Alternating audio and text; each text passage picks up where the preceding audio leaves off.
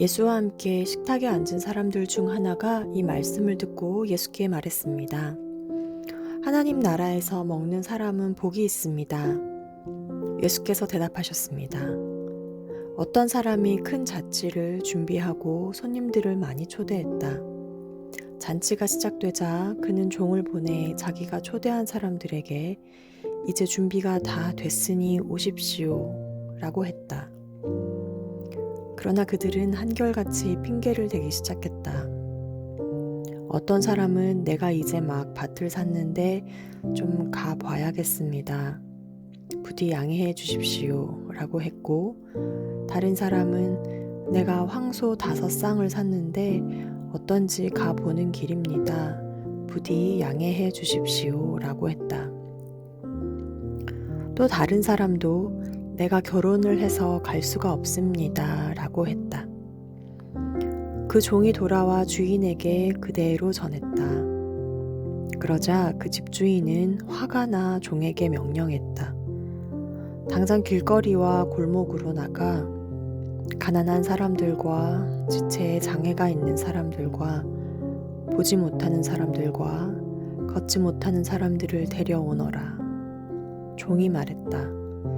주인님, 분부대로 했습니다만 아직도 자리가 남아 있습니다. 그러자 주인이 종에게 말했다. 큰 길과 산 울타리로 나가서 사람들을 데려다 내 집을 채워라. 내가 너희에게 말한다. 처음에 초대받은 사람들은 한 명도 내 잔치를 맛보지 못할 것이다.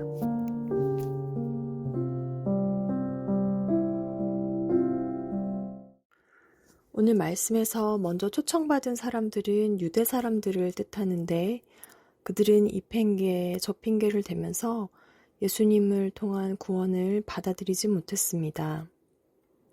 하나님이 베푸시는 구원의 은혜는 가난해도 소외되어도 유대인이 아니어도 몸이 불편해도 누구나 동일하게 받습니다. 평소에 친구 여러분들이 가장 중요하게 생각하는 것이 무엇입니까? 만약 그것들이 하나님 앞으로 가는 길을 오히려 막는다면 어떻게 하겠습니까? 그 모든 것을 얻었으나 하나님 보좌에 가까이 갈 수 없게 된다면 얼마나 허망한 일이 되겠습니까?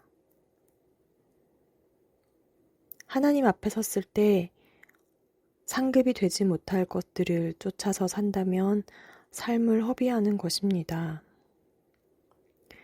예수님은 오병이어로 메시아의 만찬을 베푸셨고 십자가에서 그분 몸을 생명의 빵과 포도주로 우리에게 나누어 주셨습니다. 그리고 마지막 날 이 땅에 다시 오실 때 하늘 잔치를 베풀어서 주님의 신부된 우리를 친히 맞아 주실 것입니다. 장차 하나님 나라에서 즐길 잔치는 성도에게 약속된 최고의 기쁨입니다. 인생에서 즐기는 갖가지 즐거움과 기쁨이 우리가 받은 이 구원의 기쁨에 비할 수는 없습니다.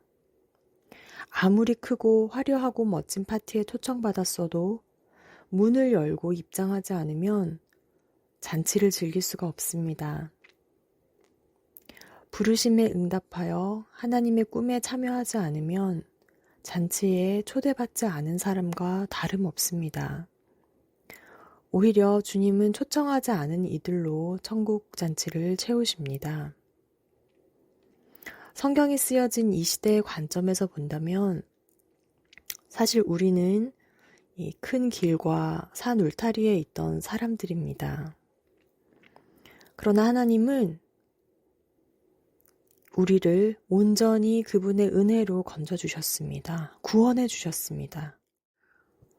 초청받았지만 세상의 욕심과 핑계로 예수님을 거부한 유대인들처럼 사양하는 대신에 하나님이 초청하실 때 모든 것이 준비된 그 영광의 보좌 앞으로 들어갑시다. 매일 묵상하는 말씀에 반응하시고 우리를 하나님의 연회장으로 초대해 주신 하나님께 깊이 감사하는 하루가 되기를 기도합니다. 기도하시겠습니다. 하나님, 주님의 그 영광의 보좌 앞으로 나아가기 원합니다. 주님께서 주신 이 구원의 기쁨을 우리 하나님과 함께 나누기를 원합니다. 주님의 보좌 앞에 나아가지 못하게 하는 그 모든 것들로부터 자유하게 하여 주시옵소서. 날마다 하나님의 초대에 응답하여 살아가는 친구들이 되게 하여 주시옵소서. 부르심 따라 사는 자들 되게 하여 주시옵소서.